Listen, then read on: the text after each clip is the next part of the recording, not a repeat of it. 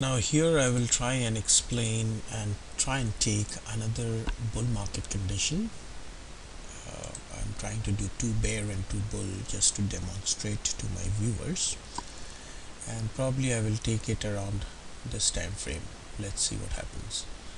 uh, November 7th may be a good time frame to show, so let's run it for November 7th, the predictive model for November 7th. And let me also do this for November 7th. And we will take a look at what happens on November 7th when the market was again bullish. So that way you would have an idea about two scenarios of two bear market dates and two bull market dates. So let's run that, and here also I'll probably explore it. Eventually what happens is every day you get around 70 to 80. It, as I said, it it scans through the markets, to the stocks here. These are potentially all the healthy stocks from the stock exchange.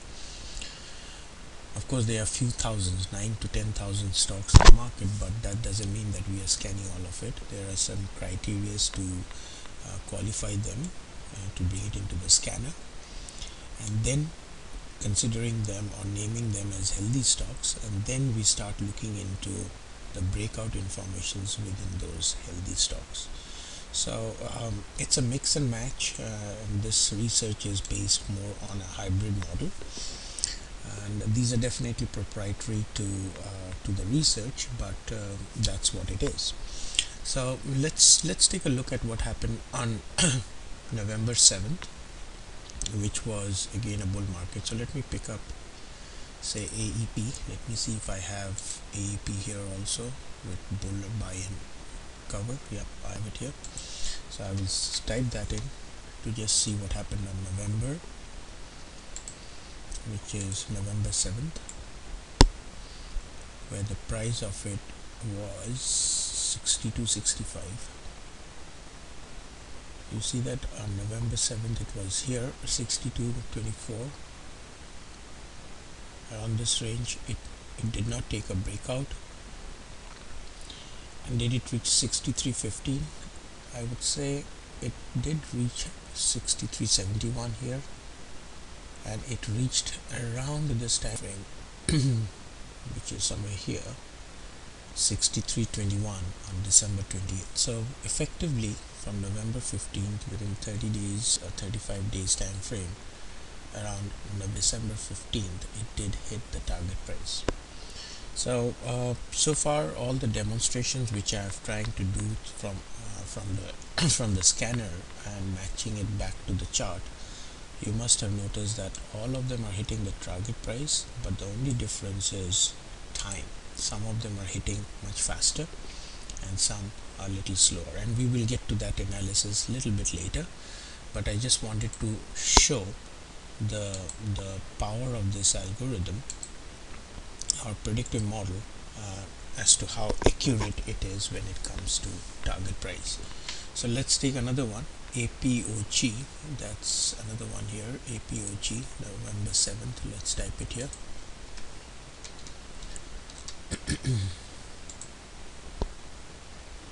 On November 7th, let's see what happened on November 7th. Oh, November is already here. See, it was somewhere around 41.74. Let's take a look here. Yeah, 41.74 on November 7th. This is where it was, 41.74, and I'm saying that it will reach the predictive model is saying that it will reach the target price at 43.41. So it didn't reach the first day, not even the second day.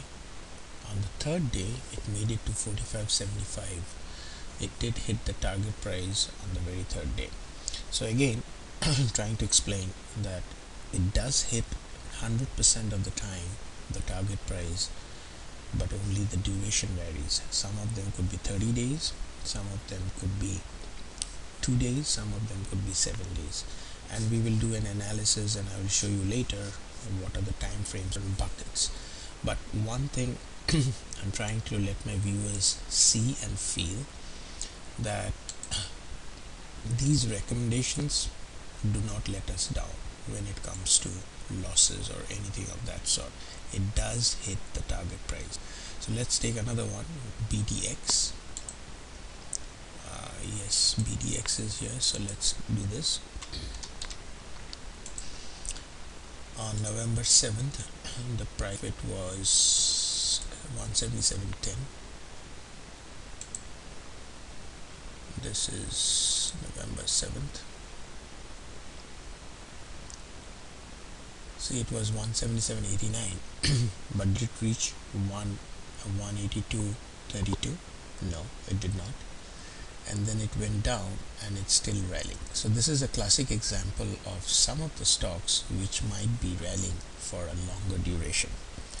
But in this strategy, which I will talk about in my next presentations or as we go on, you will notice that we have a technique of zero loss strategy, where it is almost guaranteed that you will not have a loss. So this is a stock out of so many which we have done so far, which is on a rally even till January 15th, like almost 2 months time frame. Now let's take one more. Probably I will pick it up from here as the scanner is running, as you can see. I'll probably pick up BRKR and I'll probably see if it is here. Yes, it is here. BRKR on November 7th. So it was somewhere here on November 7th, which is sorry, I have to go back here to show it. 2234. November 7th was 2238. Yeah, it's somewhere here. And did it reach to 2342? It's still rallying, 2342. It did not make it to 2342. So again, having said that, this, if you would have based on target price, you probably have to wait based on that. But if you do automation, if you use the technique of automation, the moment it's sent from 2234, it would have exited out. So through automation, it could have probably exited out at 2330 range, around this range. But if you are going through target price technique, then probably you are probably waiting for this. So this is another example where a stock might be on a float for more than 30 days time frame. So having said that, to give you a heads up of what we have demonstrated with the breakouts is, as you have seen, that it identifies the breakouts, it rallies with the breakout and tries to hit the target price based on the predictive model. And but you have never we will get to techniques where there is a zero loss scenario for us, which I will explain in a bit. But 100% of the time it is almost guaranteed that you will be hitting the target price.